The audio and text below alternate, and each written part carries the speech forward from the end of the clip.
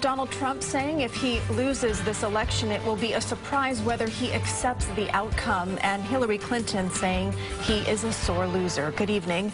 I'm Christine Johnson. And I'm Maurice Dubois. CBS 2's Tony Aiello here now with more on tonight's third and final debate. Tony. Las Vegas has seen many a high-stakes showdown, but never before anything quite like tonight's involving two New Yorkers. Clinton versus Trump, with the Republican behind in the polls and needing to hit the jackpot. For the second debate in a row, no handshake as the combatants took the stage. Trump sounded confident on the first question about judges he might appoint to the Supreme Court. They will interpret the Constitution the way the founders wanted it interpreted. And I believe that's very, very important. It is important that we not reverse marriage equality, that we not reverse Roe v. Wade. That's the case that legalized abortion. Trump is now pro-life and used some graphic language to condemn late-term abortion. If you go with what Hillary is saying, in the 9th month, you can take the baby and rip the baby out of the womb of the mother just prior to the birth of the baby. Using that kind of scare rhetoric is just terribly unfortunate.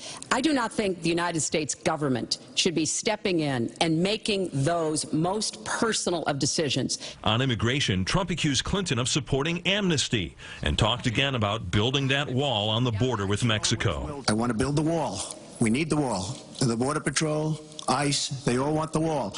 We stop the drugs. We shore up the border. When it comes to the wall that Donald talks about building, he went to Mexico. He had a meeting with the Mexican president. Didn't even raise it. He choked. Another president, Vladimir Putin of Russia, who may be behind the WikiLeaks of Clinton-related emails, prompted a heated discussion. Putin, from everything I see, has no respect for this person. Well, that's because he'd rather have a puppet as president of the United States. No puppet. And it's pretty clear. You're the puppet. Trump's been telling his rallies the election is rigged against him. He was asked if he'll accept the results on November 8th. I will look at it at the time. I'm not looking at anything now. I'll look at it at the time. I will tell you at the time. I'll keep you in suspense. He is denigrating. He's talking down our democracy. And I, for one, am appalled.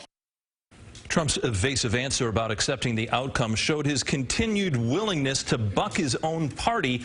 His own running mate is saying, of course, they'll accept the outcome. After the debate, the candidates shook hands with the moderator, but not with each other. No surprise after Trump called Clinton nasty, and she called him a proven liar.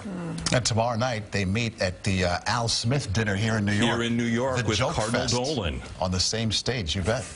Should be interesting, yes. Thank you, Tony. Thank you, Tony. All right. Other news.